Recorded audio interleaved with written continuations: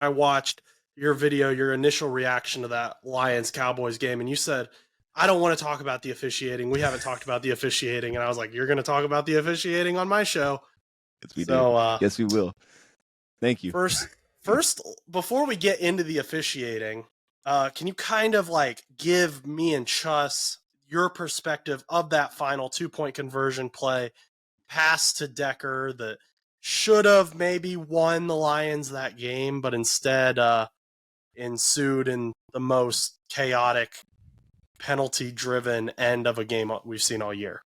Yeah, I mean, this was a play that we've seen, maybe not exactly like this. We've seen the Lions run this kind of thing in the past, and I think it made a ton of sense against this Dallas team. I was going through this game again last night, specifically the red zone spots that we were in. And Dallas is a team that, man, they're extremely man-heavy, as we know, especially when you get to those spots. So to me, it makes a ton of sense because, the best way to just not – because it was hard. We weren't getting guys completely wide open in this game. They're very good in coverage. They switch man really well. So for us, I thought the best thing about that play was that you just don't have anybody covering him. Like, you don't expect to cover that guy. So the best way to get someone wide open when the field is so condensed, just confuse them defensively and just throw it to the offensive tackle. So I thought the play made a ton of sense. And then, of course, we're about to talk about the officiating.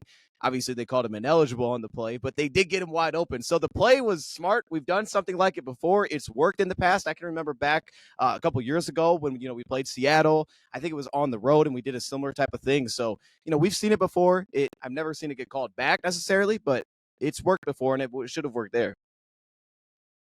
So the play, I mean, that would have won you the game. What was kind of your reaction? We went from, okay, they got the 2-point conversion. Okay, they're calling it back. Now they're probably going to kick it, right? No, we're going to go for it again. Another penalty on the Cowboys, so you get closer.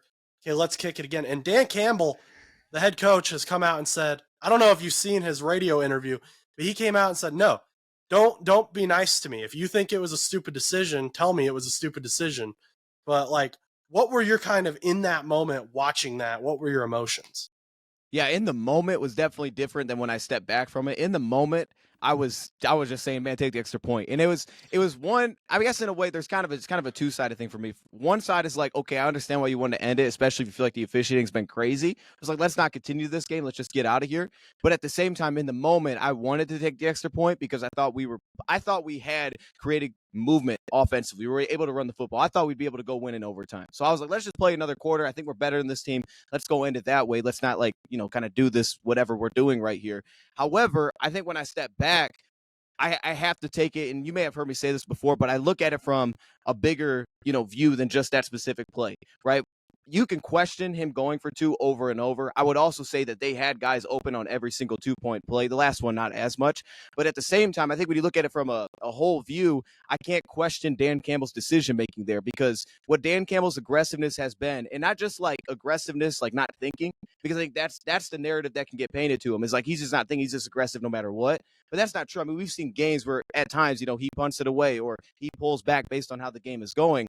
But I think for him, his aggressiveness leading to the belief in all of his players is, I think, what has gotten the Lions to where they are. I mean, he's done things that it's crazy, but, the stat still stands out to me. I mean, we've never won 20 games in a 2-season span. That's unreal. So the fact that Dan Campbell's doing things like that, which is just different than what we've ever seen as Lions fans, it pulls back to, I think, the belief he's getting out of his guys, whether that's golf and clutch moments. There's no hesitancy. There's no questions. And everybody just expects to go make it happen. So when he tells you that, you're going to go do that. It almost kind of ties back to what they said, I think a week ago when he said, we're playing the starters this weekend. And then it's like, all right, well, man, we're going to need a lot to happen to even move up. What's the point? But it's like, well, he told him that. So he's playing the starters because he tells him straight up, and there's not going to be any pullback because he's worried about something. Because I think when you get that, that's when players start thinking about it. And that's how he gets full confidence out of these players and the coaching staff. So, in the moment, I wanted to take the extra point, but looking back, I have no issue with it. Okay. Chus, did you have any? Thanks for watching that video, guys. If you want to check out a most recent full episode of No Buts About It, that's going to be right over here. Yeah, right there. Check that out. And if you just want to see more short clips, we're going to have one right over here for you to watch. Check out No Buts About It on Spotify, Apple Podcasts, anywhere you listen to podcasts, so you can listen to us on the go. Once again, have a great day and go do something nice for someone.